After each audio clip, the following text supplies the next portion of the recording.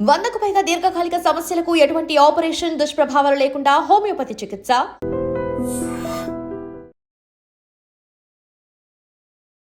Welcome to iDream media. So జనరల్గా మనం ఏజ్ని ఆపగలమా? 40స్లో కూడా 20s లాగా కనపడగలమా?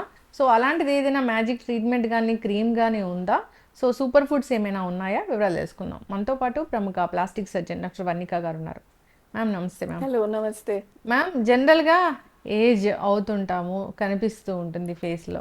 అయితే కొందరిలో మాత్రం కనబడదు ఏజ్. అప్పుడు ఎప్పుడో 20 ఏళ్ల క్రితం చూసాము, ఇప్పటికి అలాగే ఉన్నారన్నట్లు ఉంటారు. నిజంగా అలా మనం ఏజ్ని ఆపడం సాధ్యమేనా?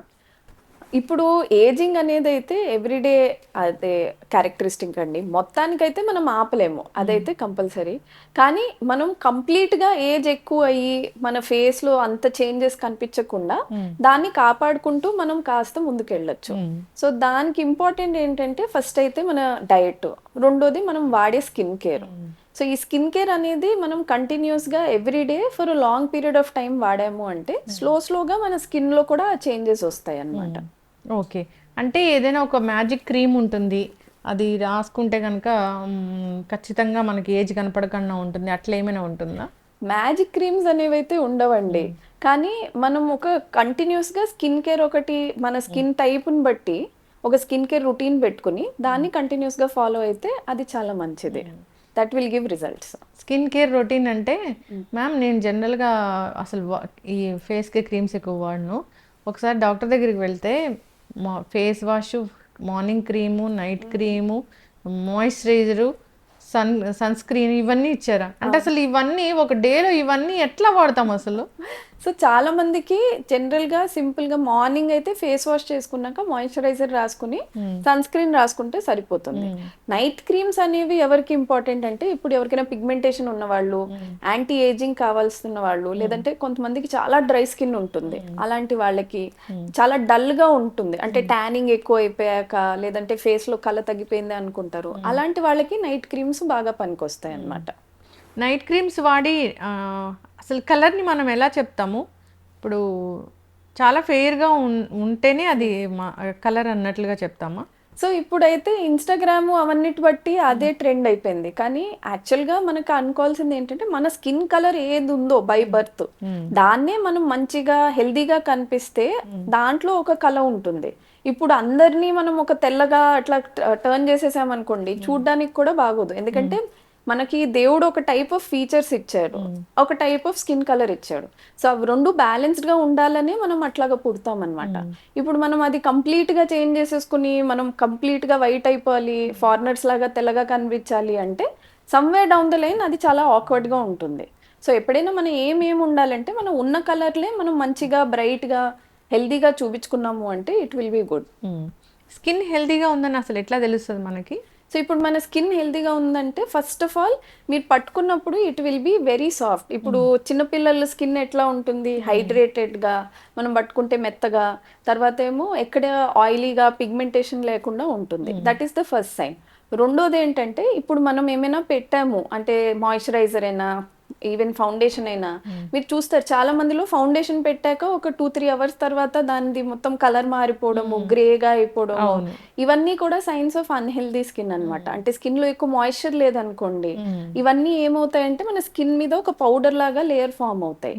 థర్డ్ థింగ్ ఏంటి అంటే పొద్దు నుంచి సాయంకాలం వరకు వెళ్ళేసరికి మొత్తం అంతా డల్నెస్ లాగా వచ్చేసాం. అంటే మార్నింగ్ చాలా బ్రైట్ గా ఉంటారు, కానీ సాయంకాలం వచ్చేసరికి స్కిన్ లో మొత్తం అంతా డ్రై అయిపోయి ఇంకా చాలా రోజులు పడుకోలేదు అన్నట్టు అట్లాంటి సైన్స్ కనిపించడం. So these are all signs and symptoms of unhealthy skin అన్నమాట. మరి నైట్ క్రీమ్స్ వాడుతున్నారు అంటే అసలు ఒక నైట్ క్రీమ్ని మనం ఎలా సెలెక్ట్ చేసుకోవాలి? మన స్కిన్ టైప్ అనేది ఫస్ట్ ఆఫ్ ఆల్ మనకి తెలియాలి. చాలా మంది ఏమనుకుంటారంటే ఉత్తి జస్ట్ స్కిన్ టైప్ అంటే డ్రై అయినా లేదంటే ఇట్లాగా combination skin type, oily skin type ఇలానే. అలా కాకుండా వెదర్తో పాటు కూడా మన స్కిన్ మారుతూ ఉంటుంది, మన ఏజ్తో పాటు కూడా స్కిన్ మారుతూ ఉంటుంది. సో ఇప్పుడు కొంతమందికి సాగీ స్కిన్ వస్తుంది 40స్లో, కొంతమందికి రింకిల్స్ ఎక్కువ వస్తాయి, లేదంటే మీరు ఎక్కడైనా జస్ట్ వెకేషన్కి వెళ్ళి వచ్చారు అంటే పిగ్మెంటేషన్ ఎక్కువ వస్తుంది.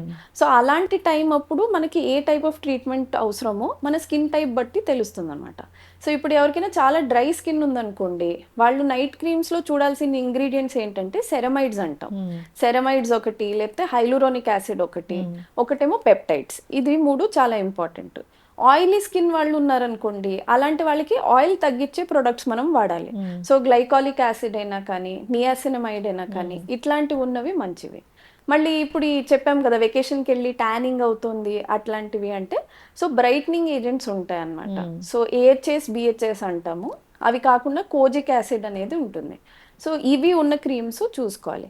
అది కాకుండా అందరికీ కామన్గా 30s తర్వాత ఉండేది యాంటీ ఏజింగ్. అంటే రింకిల్స్ రావడము, స్కిన్ ముడతలు పడిపోవడము, లేదు అంటే డల్ అయిపోవడము, అలాంటి వాళ్ళకి రెటినాల్ అనేది చాలా ఇంపార్టెంట్ అన్నమాట.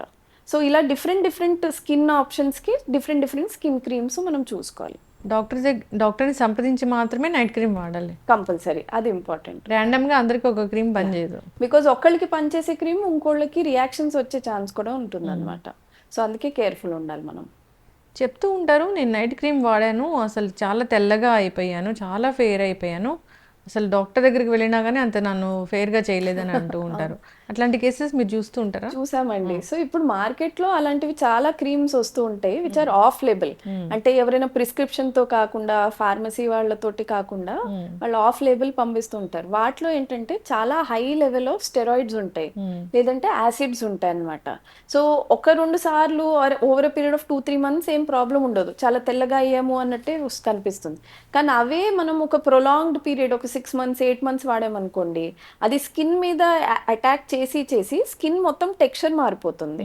సో ఫర్దర్ గా ఏమవుతుందంటే, ఇంకా మీరు ఏ కలర్ నుంచి స్టార్ట్ అయ్యారో దానికంటే ఇంకో 2-3 షేడ్స్ నల్లగా అయిపోవడము, స్కిన్ మీద ప్యాచెస్ లాగా వచ్చేయడము, కొంతమందికి పింపుల్స్ లాగా రావడము, ఇవన్నీ కూడా ఉంటాయి.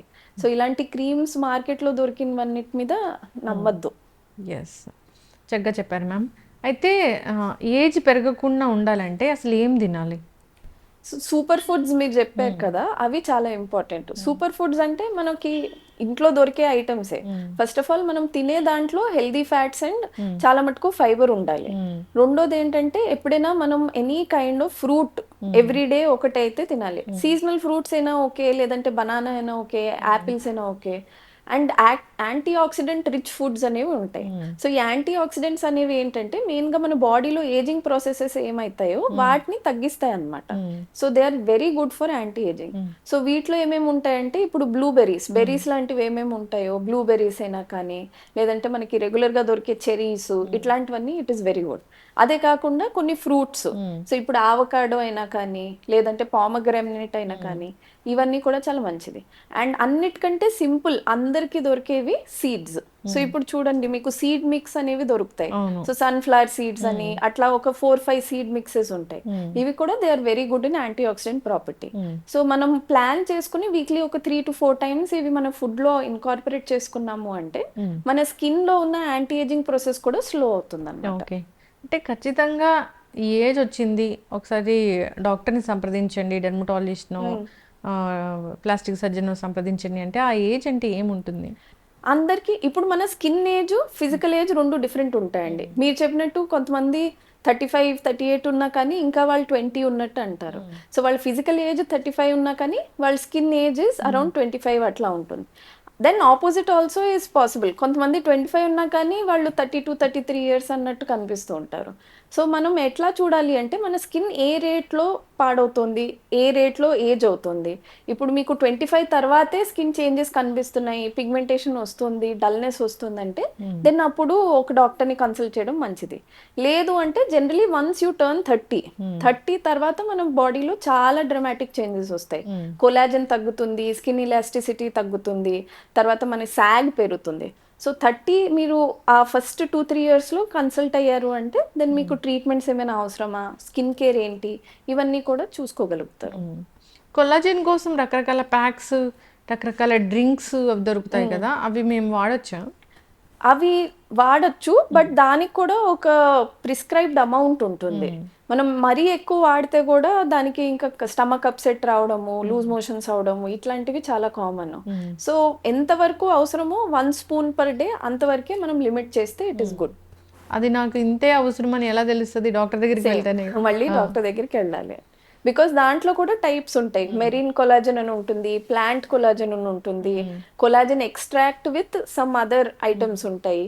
సో ఒక స్కిన్ టైప్ కి ఏది మంచిదో అది మనం ఒక డాక్టర్ తో అడిగి దాన్ని కంటిన్యూ చేసుకోవాలన్నమాట.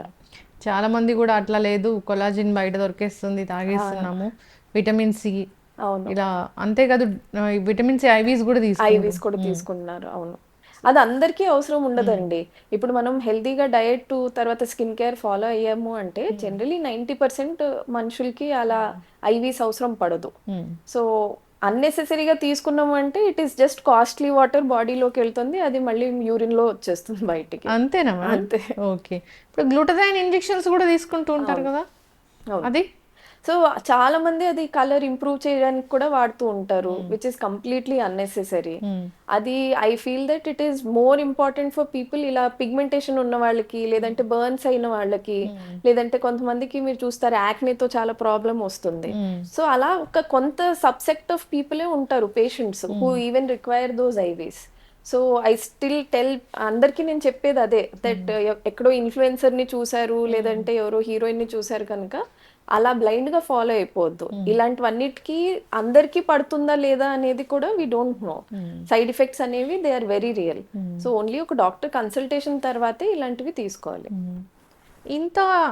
ఇంత టెక్నాలజీ పెరిగింది, ఇంత అడ్వాన్స్ ట్రీట్మెంట్స్ వచ్చాయి, అయినా మనం అక్కడక్కడ అంటే సెలబ్రిటీస్ వాళ్ళు పోస్ట్ చేస్తారు కాబట్టి చూస్తాము, వాళ్ళు కనిపిస్తారు కాబట్టి వాళ్ళ మొహాలు అర్థమవుతూ ఉంటుంది. ఎందుకు ఒక్కొక్కసారి ఆ ట్రీట్మెంట్స్ అన్ని ఫెయిల్ అయిపోయి అసలు గుర్తుపట్టలేనంతగా ఫేస్ అనేది అయిపోతుంది? బికాజ్ మన బాడీ రోజు చేంజ్ అవుతుందండి. సో ఇప్పుడు ఇవాళ నేను ఒక ట్రీట్మెంట్ తీసుకున్నాను అనుకోండి, 1 month తర్వాత అది సేమ్ ట్రీట్మెంట్ నాకు వర్క్ కాకపోవచ్చు. సో ఒకసారి వర్క్ అయింది కదా అని అదే కంటిన్యూస్ గా మనం తీసుకుంటూ వెళ్ళాం అనుకోండి డాక్టర్ కన్సల్ట్ అవ్వకుండా, సో దెన్ స్కిన్ లో రియాక్షన్స్ రావడము, సైడ్ ఎఫెక్ట్స్ రావడము అవి చాలా కామన్ ఉంటాయి. సో ఇప్పుడు మన బాడీకి ఒక 30s ఏజ్ లో ఏ టైప్ ఆఫ్ ట్రీట్మెంట్స్ పనికొస్తాయో అవి 40s లో పనికి రావు. సేమ్ అట్లానే ఇప్పుడు ఫిల్లర్స్ అయినా కానీ బోటాక్స్ అయినా కానీ వాటికి ఒక స్పెసిఫిక్ డోసేజ్ ఉంటుంది. సో 30s లో మనకి ఎంత అవసరం పడుతుందో 40s లో ఎక్కువ పడొచ్చు లేదంటే తక్కువ పడొచ్చు. కానీ చాలా మంది అన్ఫార్చునేట్లీ ఇప్పుడు స్క్రీన్ మీద ఉండాలి, మనం మంచిగా కనిపించాలి అని కనుక ఆ సైకిల్లో పడిపోతారు. దట్ ఒకసారి చేయించుకున్నాము, అది మనకి కరెక్ట్ గా పనికొచ్చింది, సో అదే ఒక 3-4 times అట్లా మనం చేసుకుంటూ పోదాము అని. కానీ అవి ఐడెంటిఫై ఎఫెక్ట్ అయిపోయి మన స్కిన్ లో అవి సరిగ్గా రిజల్ట్ రాక, లేదంటే మీరు చెప్పినట్టు ఇట్లాగా చాలా ఎక్కువ ఉబ్బిపోయినట్టు ఫీలింగ్ లాగా ఇట్లాంటివి చాలా కామన్ అవుతాయి అన్నమాట. అంటే ఒకసారి అలా చేయించుకున్నారు, ఫేస్ పాడైంది, చాలా లావుగా కనిపిస్తుంది ఫేస్ అన్నప్పుడు మళ్ళీ వెంటనే దాన్ని రీసర్జరీ చేసి చేయడానికి ఉండదా? ఇమీడియట్లీ అయితే ఏమీ రెక్టిఫై అవుతుంది. ఓన్లీ ఫిల్లర్స్ చేసుకున్నాము అంటే వాటిని డిజాల్వ్ చేయొచ్చు. కానీ అది కాకుండా చాలా మంది మిగతా సర్జరీస్ మిగతా ట్రీట్మెంట్స్ కూడా చేయించుకుంటారు. అలాంటి వాటి నుంచి మళ్ళీ మనం నార్మల్ రావడానికి అట్లీస్ట్ 6 months to 1 year వరకు పడుతుంది, వెయిట్ చేయాలి. ఎస్. దాని తర్వాత కూడా జనరల్గా ఏదైనా ఒక సర్జరీ చేయించుకున్నా, ఒక ఫిల్లర్స్ కానీ అట్లాంటి ఏదైనా చేయించుకున్నా కానీ పర్టికులర్గా మెయింటెనెన్స్ అనేది ఖచ్చితంగా కావాల్సిందే. సో తర్వాత మనం స్కిన్ కేర్ అయినా మెయింటైన్ చేయాలి దాంతోటైనా కంపల్సరీగా. ఎస్ మ్యామ్, చక్కటి ఇన్ఫర్మేషన్ మ్యామ్. చాలా మంది ఫెయిర్గా అవ్వాలని రకరకాల క్రీమ్స్ వాడుతూ ఉంటారు, దానివల్ల వచ్చే అనర్థాలు చాలా అని చెప్పారు. పర్టికులర్గా నైట్ క్రీమ్స్ వాడితే కనుక డాక్టర్ ప్రిస్క్రిప్షన్ లేకుండా వచ్చే కాంప్లికేషన్స్ అయితే చాలానే ఉన్నాయని చెప్పారు. అలా వాడకూడదు అని చెప్దాము. అవేర్నెస్ అనేది కావాలి. సో ఏజ్ అవుతుందంటే దాన్ని మరీ రివర్స్ చేసుకోవడం కన్నా సో దాన్ని ఎలా మెయింటైన్ చేసుకోవాలి అనే దాని మీద మంచి డాక్టర్ని సంప్రదిస్తే అది బెటర్, సరైన అవగాహన అనేది వస్తుంది. చాలా చక్కటి ఇన్ఫర్మేషన్ మ్యామ్, ఫాలో అవ్వాలని కోరుకున్నాం. ధన్యవాదాలు. Thank you. And for more videos, Please subscribe to iDream. Please subscribe to iDream. Please subscribe iDream. And please subscribe to iDream. For more videos, subscribe to iDream. please like, share and subscribe to the channel. Congratulations, iDream. Subscribe to iDream. Subscribe to iDream. So subscribe to iDream Media. iDream team andarki huge congratulations. Please subscribe iDream Media. Please subscribe to iDream. Subscribe iDream. Please subscribe to iDream. iDream అంటే నా కళల ఛానల్ను subscribe చేసుకున్న నోరు తిరుగుతలేదు, మీరైతే గంట గుర్తు కొట్టండి. For more such videos, please subscribe to iDream. Subscribe to iDream. Please subscribe to iDream. Please subscribe iDream Media. Please do subscribe to iDream. Please subscribe to iDream Media. For best entertainment and information, please subscribe iDream. And don't forget to subscribe to iDream.